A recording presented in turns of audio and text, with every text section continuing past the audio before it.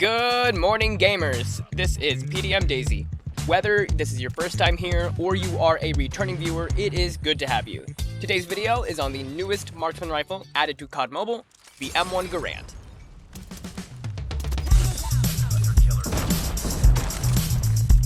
The M1 is a very unique take on a semi-automatic rifle in COD Mobile. It has a high rate of fire combined with lower than average damage for its class, making it act more like an assault rifle rather than a true marksman. This doesn't make it bad, however. With the right setup, it can achieve one of the fastest time to kills in the entire game, making it very good for aggressive play while still being decent at long range.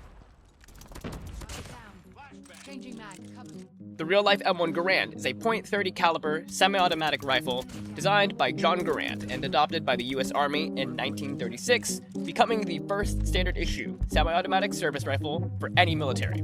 Praised for its reliability and increased firepower over the bolt-action rifles it replaced, it was the standard-issue rifle for American soldiers in World War II and the Korean War.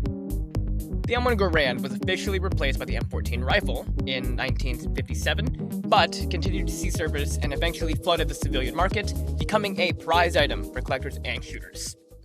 Back to COD Mobile, the M1 Garand actually has the lowest damage in the marksman rifle class, but it is still able to two-shot very consistently up to 23 meters as long as you do not aim for the legs.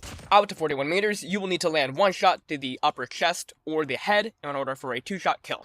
And this happens around 50% of your gunfights. Now, even though the two-shot range compared to its older brothers, the SKS and Type 63, isn't great, it does share their ability to have an infinite 3-tap even if you hit the enemy in the toes. Given the M1 Garand's fire rate is way faster than both these weapons, with its fire interval being 120 milliseconds, you are far from outgunned even in its 3-tap range. In fact, your theoretical long-range time to kill is 240 milliseconds.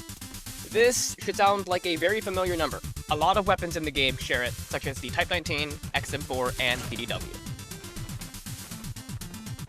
Taking a look at the gunsmith build, the most important thing to note is the 6.5 Sakura 16-round drums. Note, this attachment is actually bugged, and you have 20 rounds despite the game saying 16. Thank you, COD Mobile. This magazine is what gives the M1 Garand its fire rate as well as performance. So you will start with this attachment and then build the rest of the gun around it. Also note that all the other magazines are basically worthless except for the 6.5 Sakura ammo. The other magazines either turn the M1 Garand into a terrible SKS or you only have 8 bullets. Besides the magazine, the rest of the attachments are pretty standard, boosting your bullet velocity and range. With the build you see on screen, the only downside is 15% hipfire accuracy, and since this is a marksman rifle, that doesn't really do a lot. We have separate videos for the Type 63 and SKS, but a quick comparison with the popular SKS build shows that for 41 meters, the M1 Garand will outperform the SKS due to its higher fire rate. Not to mention, the mobility of the SKS is rather sluggish, but the M1 Garand has a movement speed pretty close to that of assault rifles. If you chart the performance of the SKS and M1 Garand, might as well throw the Type 63 in there as well, the chart would look something like this. The M1 Garand and Type 63 are better in the close range due to their higher fire rate, mobility, and handling, with the M1 Garand being the close range killer. The SKS and Type 63 will outperform the M1 Garand at range due to them both having an infinite 2-tap.